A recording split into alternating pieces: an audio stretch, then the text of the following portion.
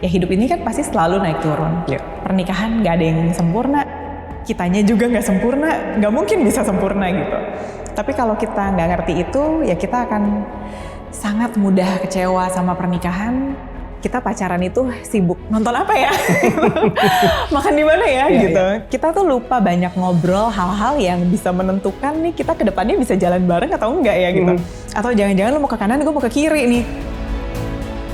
Kemampuan kita untuk mencintai seseorang itu hanya sejauh kemampuan kita mencintai diri kita sendiri. Karena kalau kita aja nggak mencintai diri kita sendiri, gimana kita bisa berharap orang lain bisa mencintai kita? Kalau kita aja nggak bisa terima kekurangan kita sendiri, terus kita berharap pasangan kita bisa terima kekurangannya kita gitu. Kan agak nggak masuk akal ya. Kita belajar dulu deh, kalau ngomong kita gantian, kalau satu bicara, satu mendengarkan, dua-duanya butuh kedewasaan. Untuk bicara tanpa menyakiti, menyerang, menyudutkan, menghakimi. Kadang-kadang, gue maunya tuh misalnya pangeran berkuda putih. Kadang-kadang itu bukan kuda, gue pikir, tapi dia pasti pangeran berkuda putih gitu. Memaksakan, nggak realistis ngelihat si pasangannya, tapi memaksakan keinginannya sendiri. Itu kan bikin kita jadi punya ekspektasi yang nggak realistis, tinggi di awang-awang. Jadi kayaknya pernikahan itu harus sempurna, harus selalu mudah, harus selalu gampang. Sahabat, kasih dan relationship adalah hal yang tidak pernah habis untuk kita bicarakan. Dan hari ini dekat dengan Hari Kasih Sayang, kita akan sekali lagi membahas tentang topik ini bersama seorang tamu spesial hari ini. Please welcome Kak Maya Septa. Halo. Halo Kak Maya, thank you for coming ke Solusi hari ini. Terima kasih banyak. Apa kabar Kak? Baik. Baik, ya. Dan boleh nggak sih sedikit perkenalan siapa seorang Maya Septa ini buat sahabat Solusi yang mungkin belum mengenal sebelum kita ngobrol lebih lanjut? Aduh, siapa aku ya? Aku paling bingung nih disuruh ngenalin. Aku dari dunia entertain, terus mungkin kalau pernah nonton, terakhir aku di Ini Talk Show, di Net TV. Terus aku ibu dari 3 anak, sudah menikah 13 tahun. Wow, Ya. oke.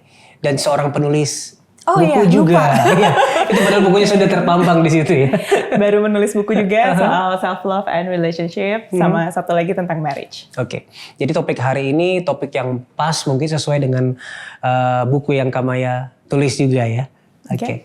Nah, hari ini kan kita sudah melewati masa Valentine, tapi masih dekat lah ya. Kita masih mau berbicara tentang cinta dan hubungan gitu ya. Nah, untuk Kak Maya Septa secara pribadi, secara personal, apa itu cinta dan kasih sih sebenarnya? Wah, apa ya? Sebenarnya kalau mau lihat gambaran besarnya, belajarnya dari cintanya Tuhan ya. Kadang-kadang tuh kita suka lupa mencintai diri sendiri, caranya gimana, sampai kita mesti belajar, oh Tuhan cinta saya tuh kayak apa gitu. Dan dari situ baru kita dapat gambaran cinta yang benar. Karena semua orang belum tentu gambaran cintanya itu betul gitu. Kadang-kadang kita belajar dari pernikahan orang tua kita, suasana kita di rumah, yang itu belum tentu adalah hal yang benar gitu. Oke. Nah, Kak Maya ini kan tadi sempat bilang bahwa kadang kita belajar dari pernikahan orang tua gitu, apa yang terjadi di rumah. Nah, Kak Maya ini kan mohon maaf juga pernah mengalami mungkin masa kecil yang terluka akibat perceraian orang tua. Nah, apakah itu membentuk bagaimana Kak Maya memandang cinta dan kasih sayang? Di awal-awal mungkin iya ya. Aku dulu tuh jadi orang yang takut menikah. Karena mungkin lihat kegagalan orang tua dalam menjalani pernikahan dan perpisahannya aku mengalami itu berulang. Jadi aku ngelihat, oh cinta itu ternyata nggak selamanya ya. Pernikahan itu ternyata tidak selamanya. Kalau nggak cocok mungkin pisah aja. Itu dulu. Jadi aku punya ketakutan tersendiri masuk ke dalam pernikahan. Makanya aku tadi bilang, kadang-kadang yang kita pikir tentang cinta itu belum tentu benar karena tergantung apa yang dilihat masing-masing kan. Dan itu belum tentu standarnya Tuhan gitu. Ternyata kan kalau yang kita belajar, pernikahan itu idenya Tuhan. Berarti bisa harusnya untuk selamanya. Tapi dulu aku nggak punya gambaran itu. Aku nggak ada idenya gitu. Aku nggak lihat secara sehari-hari, nggak ada teladannya gitu. Dan berapa lama sebenarnya Kak Maya ini mengalami ketakutan akan pernikahan tersebut? Aku sebelum nikah sama ini suamiku kita pacarannya aja 7,5 tahun. Kebayang nggak jadi lamanya? Mikirnya gitu. Karena pas ya pacaran happy kan, oh ya happy gitu. Begitu mau masuk dalam pernikahan tuh kayak aduh takut ya gitu, takut salah, takut gagal, takut. Aku maunya pernikahan 1 kali selamanya, tapi aku nggak tahu gimana caranya. Aku nggak lihat contohnya. Jadi gimana cara aku ngejalaninnya, karena mau aja tuh nggak cukup. Ya. Punya niat itu bagus. Tapi kita caranya, how to-nya gimana gitu. Itu bikin aku jadi dulu ikut kelas relationship, kelas pacaran, abis itu lulus, karena di kelas pacaran itu banyak yang putus gara-gara ikut kelasnya. Matanya terbuka kayak hubungan apa ini, orang macam apa ini gitu. Dari situ kita lulus, bisa ambil kelas premarital ternyata lulus. Karena dari pihak gerejanya bisa menolak untuk menikahkan kalau mereka pikir kita belum siap. Ya.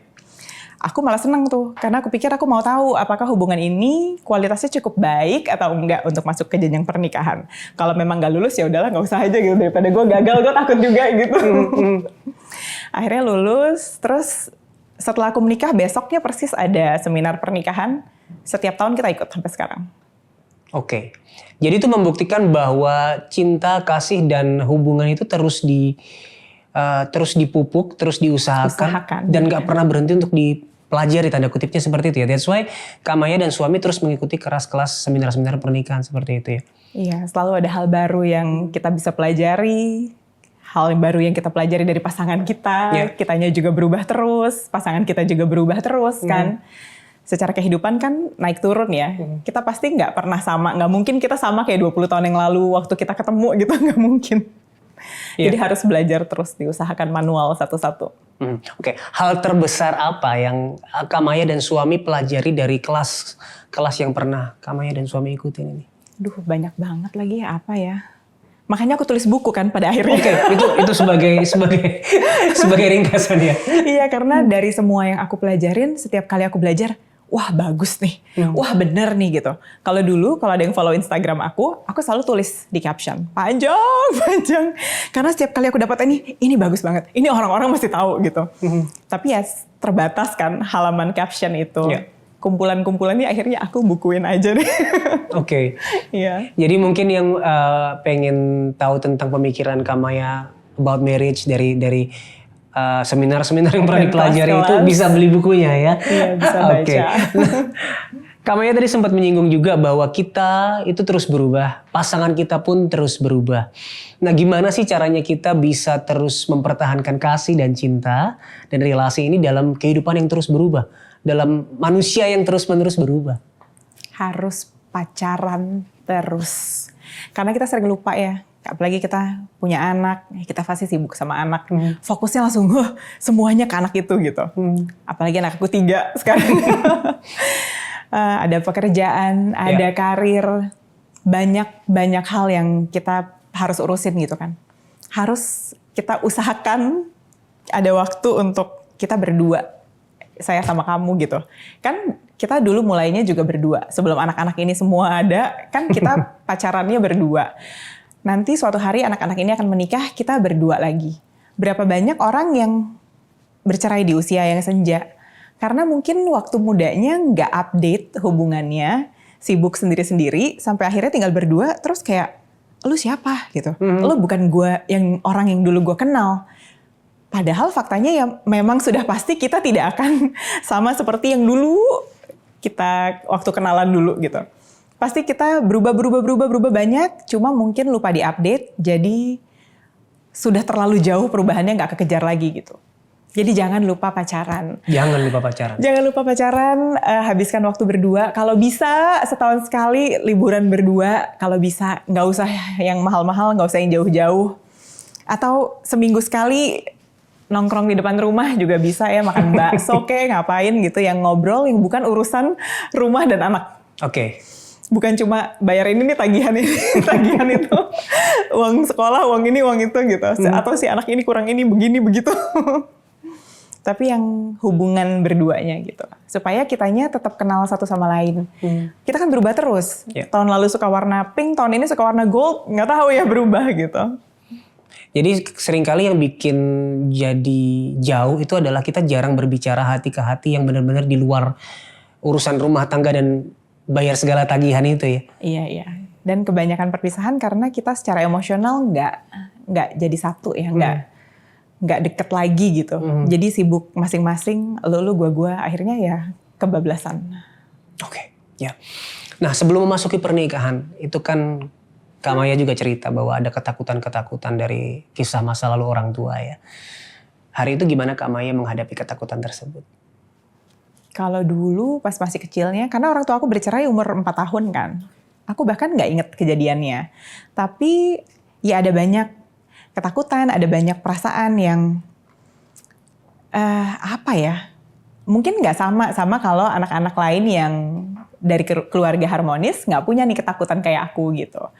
Tapi aku bersyukur punya semua ketakutan dan luka itu karena kalau nggak ada, aku akan santai-santai aja.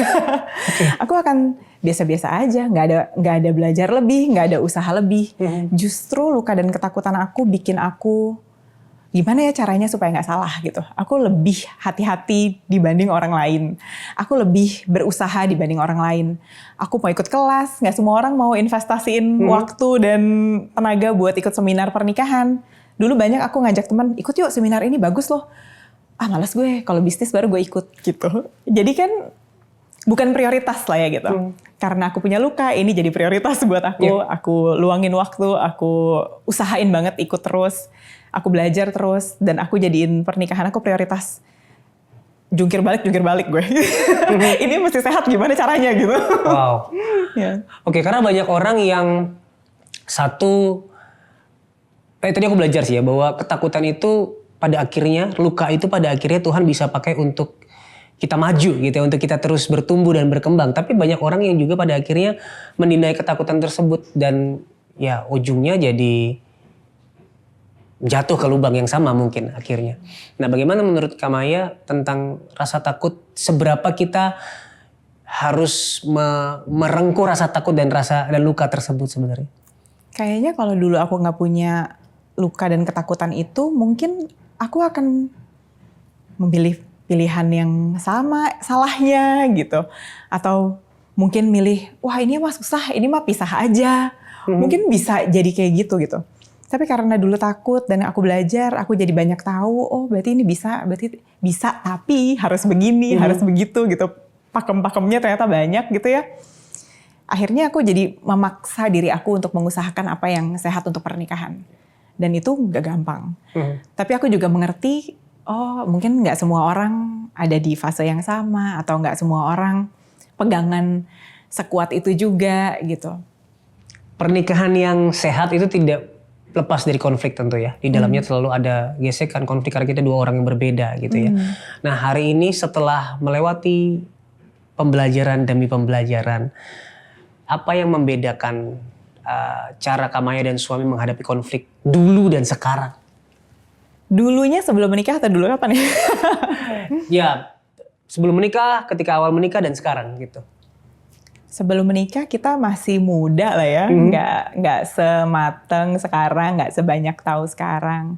Tapi dari awal menikah karena udah ikut kelas premarital, udah ikut kelas relationship, kita udah jadi dapat gambaran gitu. Oh harus begini gitu. Kayak ibarat main Lego tuh kalau lihat, kepingannya kecil-kecil nih apa, gimana caranya gitu, bingung. Tapi begitu kita baca instruksinya, oh ini kesini, oh ini kesini gitu, baru bisa ada bentuknya.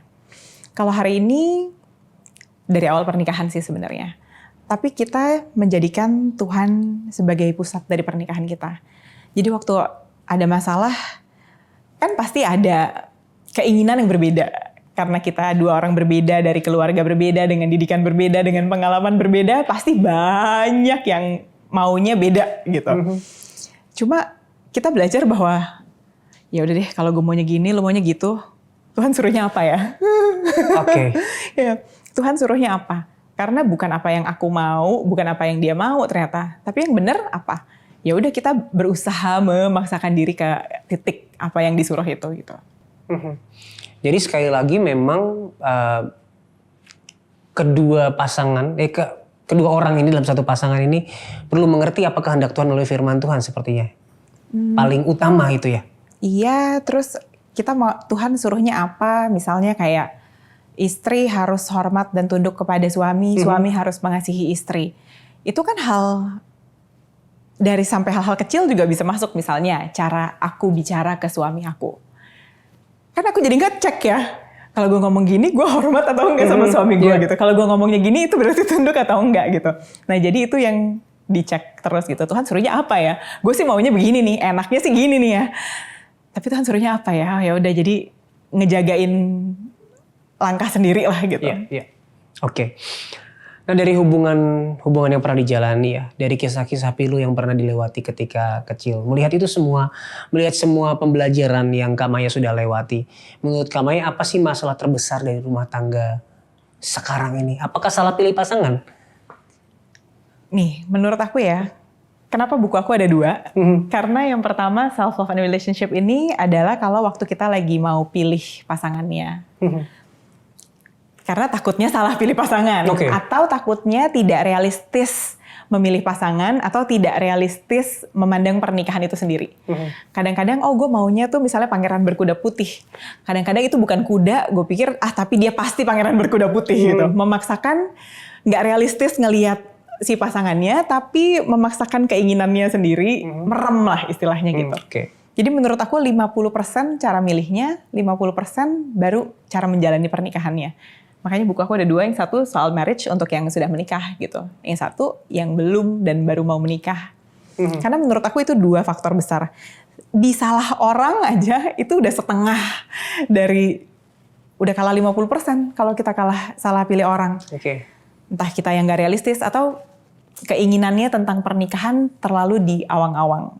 Karena semua film, semua dongeng, semua novel ya, happily ever after. Abis itu tamat, nggak diceritain tuh besoknya dia berantemin apa, nggak tahu tuh semua menikah. Iya, benar. Iya, itu kan bikin kita jadi punya ekspektasi yang nggak realistis, tinggi di awang-awang. Jadi kayaknya pernikahan itu harus sempurna, harus selalu mudah, harus selalu gampang. Jadi waktu kita begitu susah, nih jangan-jangan gue salah orang nih, bukan dia orangnya. Atau gue pisah aja sama dia ya, ini bukan pernikahan yang gue inginkan. Padahal kan berarti pandangannya tentang pernikahan yang gak realistis. Ya hidup ini kan pasti selalu naik turun.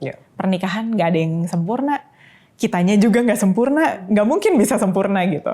Tapi kalau kita gak ngerti itu, ya kita akan sangat mudah kecewa sama pernikahan. Ekspektasi kita tentang pasangan juga gak realistis. Akhirnya ya beda-beda tuh orangnya. Ada yang, udahlah gue nyerah aja. Atau, ini kayaknya bukan buat gue gitu. Ekspektasi yang tidak realistis terhadap pasangan, selain itu ya, selain ekspektasi yang tidak realistis terhadap pasangan, apa saja sebenarnya yang membuat orang seringkali salah memilih pasangan? Keinginan untuk menikah, karena kayaknya itu kayak goal gitu, goal next step, langkah selanjutnya. Kayaknya kalau itu udah kesampaian, tuh udah lengkap hidupnya. Padahal justru setelah menikah itu dia baru dimulai hidupnya. Itu dia baru kenyataan hidup yang sesungguhnya gitu. Sebelum itu belum ya. Atau tekanan dari orang tua, tekanan sekitar, temen gue kok udah gendong bayi, gue belum married. Ditanya terus kapan nikah. Itu kan jadi pressure ya buat orang yang belum menikah gitu. Kalau menurut Kak Maya ya, langkah-langkah praktis apa? Ini yang baru permukaan aja. Langkah-langkah praktis apa untuk orang-orang yang sedang menunggu atau memilih pasangan? Menurut aku sibuk upgrade diri aja. Karena kalau sudah ada, udah waktunya pasti ketemu gitu. Tapi kalau belum ada, udahlah daripada kita sibuk ngeliatin kanan kiri gitu, mendingan kita bersenang-senang sama hidup kita sendiri. Gue mau jadi apa ya? Gue mau ngapain ya? Gue bisa apa ya? Gue upgrade. Waktu kita lagi sibuk ngejar mimpi kita, nengok kanan kiri tuh biasanya ada orang-orang yang berjalan di arah yang sama. Nah, bisa lihat dari situ pilihannya. Sibuk upgrade diri ini kan berarti apa ya? Menambah apa yang kita punya, modal yang kita punya, bekal yang kita punya, value yang kita punya untuk sebuah pernikahan nanti pada akhirnya. Nah menurut Kak Maya, value-value apa yang sebenarnya harus kita miliki di dalam sebuah relasi ya? Karena aku orang Kristen ya berarti aku cari orang yang takut akan Tuhan. Aku cari bukan hanya seiman, tapi level imannya sama nggak sama aku. Kan kadang-kadang kita tuh, yang penting udah sama-sama nih agamanya, udah aman lah. Tapi kok lupa lihat karakternya, lupa lihat ya realita hidupnya gimana, lupa level imannya sama atau enggak, atau jangan-jangan cuma KTP-nya aja agamanya sama, tapi kita nggak beribadah dengan cara yang sama, seirama gitu. Oke, jadi yang pertama-tama harus bisa melihat tentang karakternya orang itu ya, lebih itu ya mungkin ya. Harus realistis Harus ya. realistis ya. Betul harus satu agama, tapi itu nggak cukup. Karena seberapa penting buat dia pernikahan sama seberapa penting pernikahan buat aku, belum tentu sama. Aku takut menikah, aku taruh pernikahan di tempat yang sangat tinggi gitu. Kalau aku dapat orang yang pernikahan kalau susah cerai aja, mati saya. Ya. Jadi aku juga perlu tahu buat kamu itu seberapa penting pernikahannya. Kita letakkan itu di tempat yang sama tinggi atau enggak? Kita letakkan Tuhan di tempat yang sama tinggi atau enggak? Kalau enggak, akan susah jalannya. Oke. Jadi bisa aku simpulkan bahwa momen kita dekat dengan seseorang, momen kita berelasi dengan seseorang adalah momen untuk mengetahui seberapa jauh mereka juga memandang sebuah pernikahan gitu ya? Ya. Kan berbeda-beda setiap orang. Nah yang salah juga kebanyakan kita nggak ngomongin itu saat pacaran. Kita pacaran itu sibuk nonton apa ya, makan di mana ya gitu. Kita tuh lupa banyak ngobrol hal-hal yang bisa menentukan nih kita ke depannya bisa jalan bareng atau enggak ya gitu. Atau jangan-jangan lu mau ke kanan, gue mau ke kiri nih. Lu mau tinggal di Bali, gue mau tinggal di Amerika, kan gimana nih? Jauh banget ya. Iya, kadang-kadang harus banyak ngobrol waktu pacaran supaya kita tahu isi pikiran dia tuh apa sih, cara dia ngerespon hal-hal tuh apa sih, reaksi dia tentang hal-hal tuh seperti apa sih, dan itu cocok sama gue atau enggak gitu. Dan yang paling orang lebih suka lupa lagi, ngenalin diri sendiri. Kita sendiri juga udah tahu belum kita maunya apa. Gimana caranya kita mau cocokin sama orang lain, ini cocok atau enggak, sejalan atau enggak. Kalau kita sendiri juga nggak tahu mau jalan kemana, kita sendiri juga nggak tahu yang kita cari apa, kita mau ngapain. Jadi sangat penting untuk kita kenal diri kita sendiri dulu juga. Nah, apakah itu berhubungan dengan self-love yang ada juga dalam bukunya Kamaya? Iya. Nah, kenapa nih? Aku penasaran, kenapa sih self-love itu penting di dalam sebuah relasi? Kenapa self-love itu penting di dalam hal memilih pasangan? Karena kalau kita aja nggak mencintai diri kita sendiri, gimana kita bisa berharap orang lain bisa mencintai kita? Kalau kita aja nggak bisa terima kekurangan kita sendiri, terus kita berharap pasangan kita bisa terima kekurangannya kita gitu. Kan agak nggak masuk akal ya. Pertama-tama kita harus cinta diri kita sendiri dulu. Terima kekurangan kita sendiri dulu. Ya kita kan semua orang juga ada kelebihan dan kekurangannya kok. Memang kita nggak sempurna, nggak apa-apa kok gitu. Tapi kalau kita susah untuk terima itu, ya susah juga untuk bangun hubungan. Kemampuan kita untuk mencintai seseorang itu hanya sejauh kemampuan kita mencintai diri kita sendiri. Dan kalau kita aja mencintai diri kita dengan cara yang salah, mungkin kita jadi punya ekspektasi yang salah ke pasangan kita. Sebenarnya resiko besar apa sih yang ada dalam relasi ya, dalam sebuah hubungan kalau kita belum mencintai diri kita sendiri? Salah pilih orang, diperlakukan buruk mau aja. Karena saya pikir misalnya, udah bagus lah gue ada yang mau. Dipukulin, dikatain kasar. Mungkin memang saya pantas dapetin ini. Mungkin memang nasib saya begini. Tapi waktu kita punya gambar diri yang baik, saya gak mau diperlakuin kayak gitu. Kita bisa tahu kan, ini gak bagus nih buat gue gak mau nih kayak begini. Gue mundur, kita putus. Kita gak lagi bareng sama-sama gitu. Tapi tanpa kita punya nilai diri yang baik, nggak bisa. Mungkin ya diinjek-injek udah terus mati sampai bawah. Nggak berpikir bahwa dia tidak layak diperlakukan seperti itu. Oke, gambar diri yang benar, nilai diri yang benar. Yang perlu kita mengerti untuk kita pada akhirnya bisa masuk ke sebuah relasi dengan sehat. Nah kalau kita lihat dari terang firman Tuhan ya, terutama tentang gambar diri dan nilai diri. Apa hubungannya sebenarnya self-love yang sehat dengan firman Tuhan, Kak? Apa ya? Mungkin dari Tuhan kita belajar cara mencintai diri sendiri yang benar. Karena banyak orang nggak punya gambar diri yang baik, condemned sama dosa dan kesalahannya. Kalau aku dulu, aku malu sama latar belakang keluarga aku, bercerai, pisah, beda sama yang lain, nggak normal gitu. Jadi malu, jadi nggak pede. Waktu kita belajar firman Tuhan, aku belajar bahwa wah, gila ya, Tuhan tuh cinta sama manusia tuh sebegitunya gitu. Aku belajar bahwa wow, aku sangat berharga dan dikasihi buat Tuhan sampai Tuhan mati buat aku. Menurut aku itu adalah kisah paling romantis, melebihi semua drama manapun juga. Gak ada yang pernah, gak ada orang lain yang mati buat gue gitu. So itu udah paling ultimate kind of love. Karena aku tahu Tuhan sebegitu mencintai aku jadi pulih gambar dirinya. Wow. Aku itu dicintai, identitas aku berubah dari yang ini kayaknya nggak normal nih, aneh nih, malu nih. Jadi aku dicintai, aku berharga, aku dikasihi, aku sempurna di mata Tuhan. Beda banget dong cara kita perlakuin diri kita sendiri. Jadi mengingat ya siapa kita di dalam Tuhan, identitas kita di dalam Tuhan. Yes, identitas.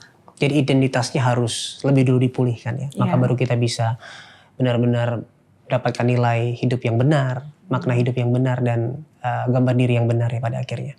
Ya. Dulu aku kejar semua pencapaian, aku kejar karir, penghasilan, aku kejar semua itu tanpa sadar karena aku punya rasa malu sama latar belakang aku. Jadi aku sibuk kejar supaya orang sibuk sama pencapaian aku. Orang nggak lihat dari mana, keluarganya gimana gitu-gitu. Orang akan sibuk matanya ke, oh iya lu, karir lo ini ya, sibuk apa. Terus di tahun 2020, pandemi, semua televisi berhenti produksi, nggak kerja kan. Aku berdoa terus tuh minta pekerjaan reguler dari Tuhan. Sampai 2025, 5 tahun aku berdoa tuh nggak dikasih. Nggak dijawab, nggak dikasih. Aku dikasih yang lain-lain loh. Kayak dikasih nih, misalnya jadi bintang tamu, iklan, dikasih. Tapi apa yang aku minta exactly pekerjaan reguler nggak pernah dikasih. Sampai aku belajar, aku jadi mengerti bahwa, oh Tuhan mau aku mengerti bahwa aku nggak perlu semua pencapaian itu untuk rasa berharga. Mungkin tanpa sadar loh aku lakukan ini seumur hidup. Aku kejar semua karir aku untuk rasa aman aku. Aku baru merasa aman kalau aku bekerja aktif, dikenal orang, dapat kekaguman orang, spotlight, penghargaan orang, punya penghasilan sekian. Tanpa sadar aku merasa aman begitu dan meletakkan rasa aman aku di situ. 5 tahun aku berdoa. Pas tahun terakhir aku intens banget setiap hari berdoa, terus Tuhan bilang, tanpa itu semua kamu udah aman. Karena kamu punya aku, ada gue, gitu, ada Tuhan. Tanpa semua itu kamu udah berharga. Lu gak usah bisa apa-apa, lu berharga buat gue. Terus aku kayak, wah, kayak luar biasa banget gitu. Semua yang aku kejar, ternyata itu aku cari rasa berharga dan rasa aman. Aku gak pernah sadarin itu seumur hidup. Wow. Nah hari ini ya, tentu kan Kamaya juga tetap membangun karir, membangun keluarga. Apa yang membedakan ya? Dulu ketika identitasnya belum dipulihkan sama sekarang. Aku jadi tenang banget. Aku jadi santai banget hidupnya. Aku nggak kejar lagi, aku nggak berdoa lagi minta karir. Karena Tuhan udah begitu, aku udah sadar itu, aku nggak minta lagi. Aku udah ya udah, karena aku alatnya Tuhan, Tuhan mau bawa aku kemana, aku ikut. Suruh nyebur gue nyebur deh, istilahnya ya gitu. Aku sekarang santai aja ngejalanin. Nggak ada, kalau dulu kan aku berdoa terus, aku kayak harus dong punya program reguler, harus dapet nih gitu. Walaupun di luarnya kelihatan tenang, tapi di dalam aku kayak ngerasanya harusnya kerja nih. Nggak kerja nih aneh nih. Karena biasa seumur hidup bekerja. Tapi yang aku juga menyadari, seumur hidup aku, semua pekerjaan aku itu Tuhan yang kasih. tidak ada yang kuat hebat aku sendiri. Dari awal sampai akhir, kalau itu karena usaha aku, setengahnya juga nggak nyampe deh menurut aku ya. Tapi untuk semua apa yang aku usahakan, aku cuma lakukan seterbaik yang aku bisa. Tapi dari usaha aku sama apa yang hasilnya, itu semua kasih karunia. Nggak bisa, kalau bukan Tuhan tuh nggak mungkin sampai di situ. Makanya waktu aku berdoa, aku juga bingung kenapa nggak dikasih ya.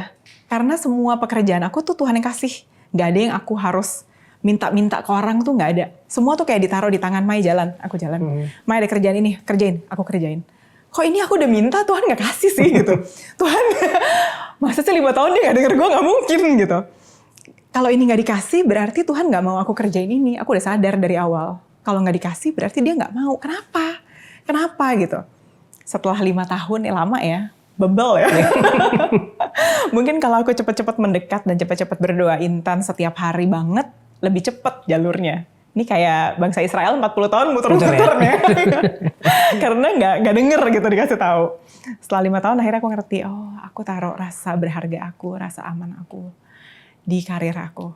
Setelah aku ngerti itu, aku udah nggak mau karir aku lagi. Karir dikasih ya syukur, ada aku kerjain, nggak ada nggak apa-apa. Tuhan bilang 5 tahun lo nggak kerja, hidup nggak lo? Hidup Tuhan. Baik nggak hidup lo? Baik. Ya berarti kan selama ini rasa aman, rasa tidak aman aku yang mendominasi. Hidup aku baik-baik aja, tapi akunya nggak tenang. Aku nggak ngerasa aman. Aku ngerasa harus begini baru aman. Ternyata enggak. Jadi pada akhirnya ketenangan itu yang apa ya, yang membuktikan bahwa kita merasa aman di dalam Tuhan, seperti itu ya Kak ya. Nah termasuk menulis buku, tadi kan Kak Maya bilang ya, apapun yang Tuhan mau aku akan kerjakan. Nah termasuk menulis buku ini Kak ya. Iya. Kayaknya emang disuruh diem di rumah tulis deh di buku. Gue gak jadi-jadi deh. Lu gak kerja-kerjain gitu. Nah awalnya gimana sih ada panggilan untuk menulis buku itu Kak? Sebenarnya udah dari 7 tahun yang lalu mau tulis. Tapi kan dulu lagi syutingnya setiap hari. Gak sempet mikirinnya gitu, gak punya anak 3. Gak ada jeda untuk berpikirnya, itu gak ada. Makanya waktu pandemi masih gak ngerti juga ya. Udah di rumah masih gak ngerti juga. Sampai akhirnya dari 7 tahun yang lalu juga udah banyak yang nawarin tulis buku gini, cuma ya nggak sempat gitu rasanya di tahun 2024 ya. Nah mungkin momennya pas ditawarin lagi, pas jadi aku kerjain. Harapan Kak Maya ya untuk 2 buku ini, untuk orang-orang yang sedang menjalani relasi pernikahan dan sedang mencari identitas dan makna diri. Apa sih harapan Kak Maya melalui buku ini? Aku berharap yang baca bisa merasa terberkati sama kayak aku ngerasa terberkati waktu aku ikut semua kelas-kelas dan seminar-seminar yang aku ikutin. Betapa itu menyelamatkan hidup aku, menyelamatkan pernikahan aku hari ini. Aku berharap buku ini juga bisa menyelamatkan pernikahan banyak orang. Teman-teman yang baru mau menikah supaya jangan sampai salah pilih orang. Supaya bisa bawa hal baik lah untuk relationship dan marriage. Amin. Oke. Dari tadi kita berbicara tentang memilih pasangan, jangan sampai salah. Kalau ada teman-teman, sahabat-sahabat solusi yang sudah terjebak dalam hubungan yang salah dan keliru. Ya mungkin kalau pacaran masih bisa, berpisah lah. Tapi kalau sudah dalam pernikahan, apa yang Kak Maya pengen sampaikan buat mereka? Apa ya?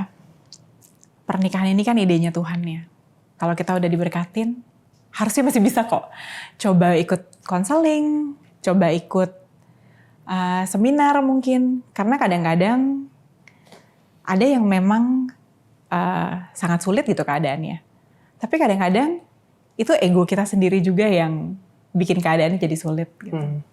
Jadi mungkin bisa cari sumber pengetahuan yang lain, cari sudut pandang lain, supaya siapa tahu sudut pandang kita yang juga perlu dibenerin gitu. Sejauh apa sebenarnya pernikahan itu bisa diselamatkan Kak? Terutama untuk orang-orang yang sudah terjebak dalam pernikahan yang mungkin udah gak sehat nih. Aku rasa Tuhan Maha Kuasa ya. Kalau Tuhan mau apa aja bisa. Tapi seringkali yang Tuhan mau ubah itu bukan keadaannya, tapi hati kita waktu ngejalaninnya gitu. Kita kan berharapnya Tuhan ini. maunya keadaannya langsung berubah seperti ideal gitu. Tapi seringkali yang Tuhan itu lebih tertarik mengubah hati kita ngejalanin situasi dan keadaannya gitu. Mau merubah kitanya daripada situasinya. Oke. Itu kan dimulai dari diri kita dulu ya. Maksudnya kalau kita menyadari bahwa oke, Tuhan mau mengubah aku dan aku mau merespon nih panggilan Tuhan untuk berubah itu. Aku mau berubah buat pasanganku. Tapi apa yang harus kita lakukan kalau ternyata dari sisi pasangan kitanya tidak mau berubah? Memang kita cuma bisa lakukan bagian kita sendiri. Tapi aku percaya kalau kita terus melakukan apa yang jadi porsi kita, Tuhan yang akan lakukan bagian yang kita nggak mampu gitu. Kita lakukan apa yang kita bisa, which is diri kita sendiri, sikap kita sendiri, kelakuan kita sendiri. Tuhan akan melakukan bagian-bagian yang kita nggak bisa gitu. Yeah. Kita lakukan yang natural, Tuhan yang bagian yang supernaturalnya. Walaupun waktunya kita nggak tahu, mungkin nggak sama waktunya kita. Iya. Yeah. Yang pasti kitanya harus mau dulu untuk diubah hatinya ya. Iya, karena ya kita cuma bisa atur diri kita sendiri. Kita nggak bisa atur pasangan kita harus gimana. Semuanya ya dimulainya dari diri kita sendiri. Oke. Dalam mempertahankan relasi ya, dalam mempertahankan sebuah pernikahan,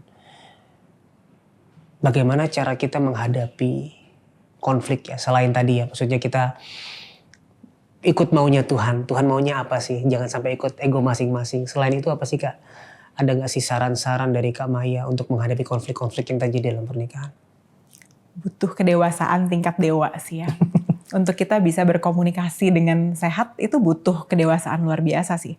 Waktu kita komunikasi itu kan satu orang mendengarkan, satu orang bicara. Itu deh paling simpel dulu. Kadang-kadang dua-duanya ngomong terus gak mau kalah kan. Atau sibuk bela diri, sibuk silat lidah gitu. Kita belajar dulu deh. Kalau ngomong kita gantian. Kalau satu bicara, satu mendengarkan. Dua-duanya butuh kedewasaan. Yeah. Untuk bicara tanpa menyakiti, menyerang, menyudutkan, menghakimi, itu perlu kedewasaan. Untuk pilih kata-kata apa yang gue pakai ya, yang netral, yang dia ngerti sebenarnya yang aku mau sampein itu apa gitu. Karena kadang-kadang kata-katanya nggak enak, nada suaranya nggak enak, mukanya nggak enak gitu ya, suaranya sampai ke oktav rumah. Itu masuk kuping aja nggak mental ya. Jadi boro-boro bisa masuk ke hati dan dipikirin, oh dia tuh ngerasa gini ya. Perlu kedewasaan untuk kita pilih kata-katanya apa yang aku mau sampein. Nadanya yang baik, yang di waktu yang tepat, yang waktu dia nggak lagi capek, lagi susah. Semakin berat beban bobot omongannya, berarti semakin kita harus hati-hati, pilih waktu dan pilih kata-kata untuk nyampeinnya. Karena kan semakin sensitif kan reaksinya. Juga perlu kedewasaan tingkat dewa untuk mendengarkan. Yeah. Karena kadang, enggak tuh mana ada begitu. Gitu. Atau, kata siapa gini-gini gitu. Mau bela diri, mau menyanggah, mau tidak setuju. Tapi hey, perasaan pasangan kamu itu valid. Yeah. Mau lu setuju kek, mau lu gak setuju kek, tapi apa yang dia rasakan itu dia betul-betul rasakan. Dan kita perlu kedewasaan untuk menerima bahwa dia merasa seperti itu. Untuk mendengarkan sampai selesai gitu ya, walaupun ini mulut mau ngejawab, mulutnya udah mau nyaut aja gitu. Perlu kedewasaan. Jadi memang perlu kedewasaan tingkat dewa untuk dua-duanya bisa berkomunikasi dengan sehat dan dengan netral. Bukannya ini salah kamu, gara-gara kamu sih gini. Tapi saya merasa begini. Habis itu kita dengar dong dari pasangan kita, menurut dia apa gitu. Yeah. Jadi pesannya sampai. Sebenarnya kan inti komunikasi adalah, saya punya pesan ini nih, saya mau sampein sejelas mungkin supaya kamu ngerti pesan saya apa. Tapi kadang-kadang karena cara ngasihnya ditimpuk ya, atau bunyinya duar meledak gitu, jadi pesannya nggak sampai. Oke. Dan itu termasuk dalam hal perbedaan ya, karena kan suami istri berbeda ya. Termasuk ada konflik-konflik kecil yang bisa timbul dari pasta gigi, suami suka mencet dari bawah. Dari tengah, istri dari tengah ya. Nah, sejauh apa sih kita harus berkompromi dengan perbedaan yang ada antara kita dengan pasangan? Sebisanya, sejauh mungkin ya. Karena kan ada hal-hal yang penting, ada hal-hal yang nggak penting. Walaupun kalau bebannya lagi penuh, nggak penting aja jadi gede gitu kan. Kalau misalnya ya, aku tuh lemarinya di rumah lemari dorong ya sama suami aku. Jadi lemari kita tuh hook gini. Dia nggak pernah tutup lemarinya. Suamiku tidak pernah tutup pintu lemari. Dari pertamanya aku kayak, tutup dong pintu lemari, masa nggak ditutup sih gitu. Sampai aku ada di titik, udahlah aku aja yang tutupin. Toh dia sampai hari ini nggak pernah tutup pintu lemarinya, tuh udah berapa tahun tuh, 13 tahun. Dari aku minta dia tutup, dia nggak pernah tutup, sampai aku yang tutup, sampai akhirnya hari ini nggak ditutup juga nggak apa-apa buat aku. Aku pikir-pikir, tunggu, kalau pintu ini nggak ditutup bahaya nggak? Enggak, kan sliding door. Nggak ada yang anak aku kejepit, nggak ada. Yang kedua, kalau ini nggak ditutup, ini lemari dia, yang kotor baju dia, bukan baju aku. Ya udah, yang gue ributin apa? Jadi aku memilih, oh ini nggak penting kok, ngapain aku bikin ini jadi hal yang besar gitu. Yang kotor baju dia, nggak ada bahaya apapun. Ya udah, begitu aja, kebuka aja nggak apa-apa. Tapi kan, lihat nggak bahwa Tuhan nggak ubah situasinya dia jadi tutup pintu lemari. Tapi Tuhan ubah hati aku untuk bisa menerima bahwa ya udahlah gitu. Nggak apa-apa gitu. Oke. Nah, tadi Kak Maya sempat bilang ya bahwa kadang ketika kita penuh dengan beban ya, hal-hal kecil dan remeh bisa menjadi hal yang besar. Dari Kak Maya gimana sih caranya supaya kita tidak menjadikan hal-hal yang kecil ini menjadi hal yang besar dalam rumah tangga? Aku rajin buang sampah. Kayak setiap pagi waktu aku berdoa dan waktu aku penyembahan, aku akan keluar tuh semua apa yang aku lagi pusingin di hidup aku gitu. Aku bawa semua satu-satu. Misalnya Tuhan aku pusing deh ini gini. Aku kesel deh ini gini. Aku marah gini. Jadi di situ aku nemuin kelegaan dan aku nemuin kapasitas apa ya? Misalnya segini, cangkir aku udah penuh gitu ya, itu turun gitu. Jadi aku bisa punya ruang untuk bertambah kesabarannya. Karena waktu itu semua penuh ya kita nggak akan bisa berpikir jernih lah ya. Oke. Jadi lebih ke bukan bagaimana kita bisa berusaha dengan kuat untuk sabar, tapi bagaimana kita bisa membuang sampah tersebut yang pada akhirnya membuat kita punya ruang untuk bersabar ya. Ya, aku bawa aja semua satu-satu deh ke Tuhan. Sampai ke luka-luka masa kecil aku, luka-luka masa lalu aku, itu sangat mempengaruhi loh dalam kita berrelasi hari ini. Jadi aku selama aku berdoa, aku nemuin banyak, Tuhan kayak bukain, oh ini, kamu tuh punya luka di sini gitu. Dan itu jadi ada kelegaan. Oke. Bawa aja semua perasaannya, kamu sebut nama perasaannya dan nama masalahnya. Dan itu Tuhan bisa kasih kamu kesembuhan. Tapi kalau kita nggak pernah proses, kita pikir enggak, kita baik-baik aja. Enggak, gue nggak ada masalah. Semuanya oke-oke aja. Gimana mau ada kesembuhan dari situ? Ya, oke. Satu hal yang penting dalam sebuah hubungan rumah tangga adalah kita bisa memaafkan dan mengampuni pasangan. Terus berulang kali seumur hidup. Terutama karena ya nggak pernah berhenti, pasti ada gesekan ya, pasti ada konflik dan masalah dalam rumah tangga. Selama kita hidup pasti ada masalah. Kalau nggak ada masalah berarti kita udah nggak ada di dunia ini kayaknya. Nah kalau dari Kak Maya, gimana sih setelah satu masalah misalnya, satu ribut yang cukup besar mungkin, gimana pada akhirnya bisa saling memaafkan dan mengampuni? Wow. Kita berdua kebetulan lumayan dewasa lah ya. Lumayan sabar gitu orangnya. Mungkin kalau aku dapetnya yang terlalu meledak-ledak, aku juga nggak tahu gimana caranya gitu. Tapi karena dapetnya yang suami aku cukup sabar, cukup dewasa gitu orangnya, kita jadi bisa omongin semuanya dengan baik-baik. Walaupun nggak segampang kedengerannya gitu ya. Tapi kita bisa sama-sama saling ambil waktu. Ini tuh apa ya sebenarnya gitu. Dan yang diributin tuh sebenarnya apa gitu. Waktu udah reda, kita bisa omongin lagi dengan lebih tenang.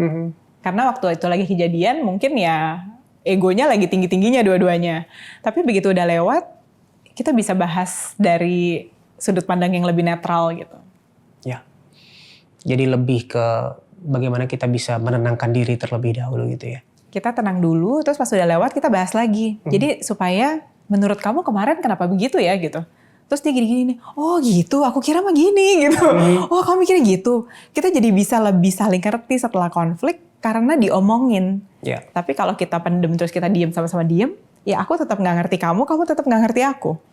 Karena setelah itu diomongin, yang waktu udah tenang, oh dia gitu pantesan gitu kan. Dan kita pikir lagi, oke, berarti lain kali kalau besok-besok ini terjadi lagi, kamu jangan gini ya gitu. Karena waktu kamu begini aku ngerasa ini gitu. Oke. Yang sering kita gagal dan lupa komunikasikan kan itu. Kita marah duar udah gitu. Gak diomongin sebenarnya apa sih gitu, ini tuh apa sih gitu. Iya. Oke. Buat Kak Maya dan suami, secara konkret bagaimana sih menempatkan Tuhan Yesus sebagai kepala dari rumah tangga dan pusat dari pernikahan Kak Maya dan suami? Apa-apa kita bawa dalam doa, kita tanya Tuhan maunya apa. Dan kita juga sama-sama percaya bahwa semuanya itu Tuhan yang kasih, Tuhan yang berkatin. Di saat yang susah untuk dihadapin pun kita percaya ini pasti lewat kok. Ini pasti semuanya akhirnya akan baik-baik aja kok. Dan aku gak bisa bayangin menjalani semua ini dengan orang yang level imannya berbeda. Wow. Karena akan sangat beda jauh.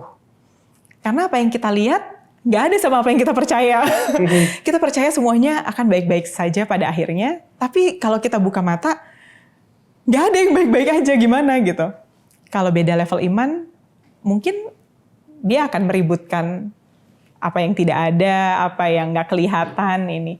Tapi karena level imannya sama, kita bisa sama-sama percaya, oh ya, ini pasti oke kok ujungnya gitu. Ya udah, just hang in there. Ya. Tadi Kak Maya sempat bilang ya, dan memang ini kebenarannya bahwa pernikahan itu adalah desainnya Tuhan. Pernikahan adalah inisiatifnya Tuhan. Tapi banyak orang yang selama ini yang menganggap pernikahan hanya untuk mendapatkan teman hidup yang akan menemani seumur hidup. Nah mungkin buat sahabat solusi yang masih menganggap pernikahan seperti itu, menurut Kak Maya, apa sih makna pernikahan Kristen itu? Sebenarnya dapat teman hidup nggak salah juga sih. Iya benar. Memang dapat teman hidup.